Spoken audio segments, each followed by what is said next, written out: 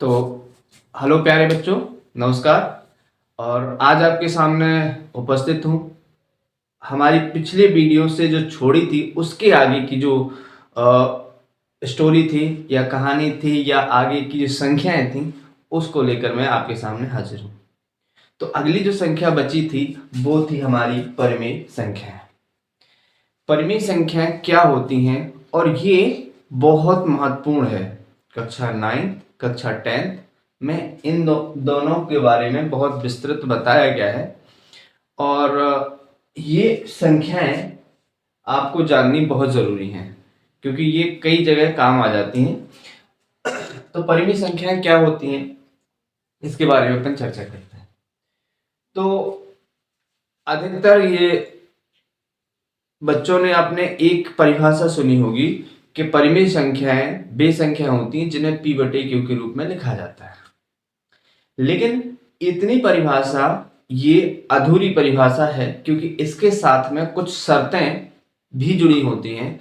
अगर इन शर्तों को अगर हम नहीं पढ़ते हैं तो ये परिभाषा पूर्ण नहीं होती। तो चलिए देखते हैं कि वे शर्तें क्या हैं। तो सबसे पहले तो हम इसकी परिभाषा लिख देते हैं।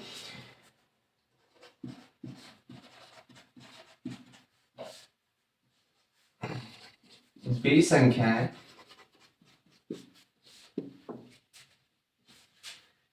जिन्हें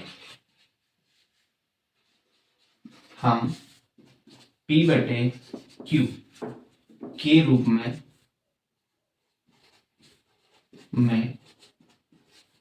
लिख सकते हैं। ठीक है, अब इसके साथ जो शर्तें जुड़ी होती हैं वो देखिएगा। सबसे पहली शर्त, तो इसकी हम शर्तें लिखें। शर्तें, पहली शर्त है q बराबर 0 हो, यानी q का मान शून्य नहीं होना चाहिए, यानी कि q बराबर 0 ना हो। यहां पर बराबर का चिन्ह काटा गया है, इसका अर्थ होता है कि q का मान शून्य नहीं होना चाहिए। अगर q का मान शून्य होगा तो यह जो परिमेय संख्या है ये अपरिभाषित या एक प्रकार से अनंत का रूप धारण कर लेगी, इसलिए इसे हम q बराबर 0 नहीं कर सकते। दूसरी शर्त है कि p व q कैसे हों, पूर्णांक हों। इसके साथ में p व q का सरलतम रूप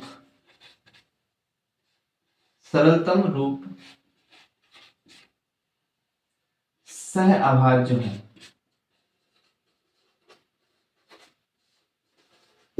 कैसे हो, सहअभाज्य हो। एक आखिरी शर्त ये भी है कि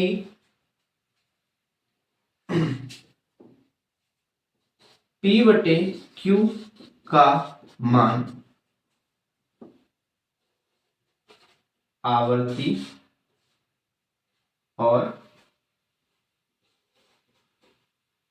अवसानी होना चाहिए।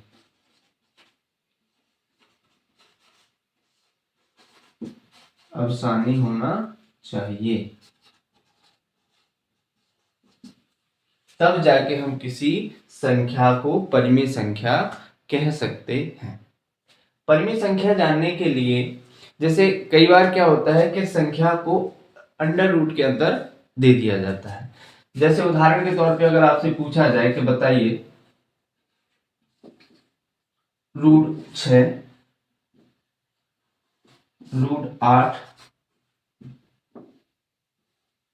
√15 और √16 में से कौन एक परिमेय संख्या है, देखिए रूट के अंदर तो सभी हैं, पर जिसका वर्गमूल एक पूर्णांक निकलता हो वो परिमेय संख्या मानी जाएगी, अन्यथा ये परिमेय संख्या नहीं होंगी, ये अपरिमेय संख्या होंगी, क्योंकि इनका मान दशमलव में आएगा, साथ ही ये ना तो परिवर्ती हों आवर्ती होंगी और ना ही अवसानी होंगी, यानी कि ये ना तो शांत होंगी ना ही ये इनमें अंकों का रिपीटेशन या पुनरावृत्ति भी नहीं होगी, इसीलिए ये परिमेय संख्याएं नहीं है। और जब इसका वर्गमूल अपन खोलेंगे तो वर्गमूल के रूप में ये 4 के रूप में निकल आएगी।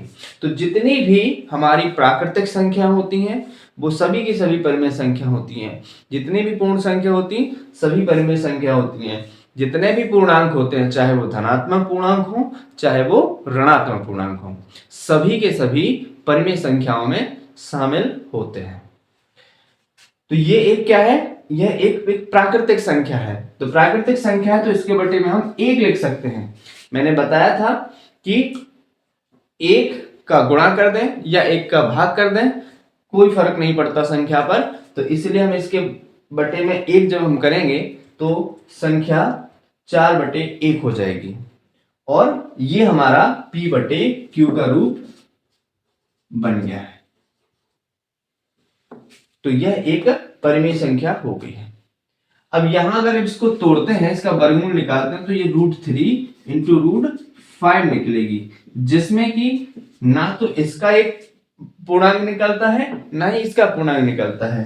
तो जब दोनों के पूर्णांक ही नहीं निकलेंगे तो परिमेय संख्या कैसे बनाई जा सकती है, इसीलिए ये तीनों ही अपरिमेय संख्या है जबकि ये परिमेय संख्या है। आई होप आप लोगों को समझ में आ गया हो, और अगर समझ में नहीं आया तो आप कमेंट करके इस टॉपिक के बारे में अपना कमेंट जरूर छोड़ें, या कोई इसमें कोई चीज छूटी हो तब भी आप इसके बारे में कमेंट कर सकते हैं। अगले टॉपिक तक के लिए थैंक यू वेरी मच।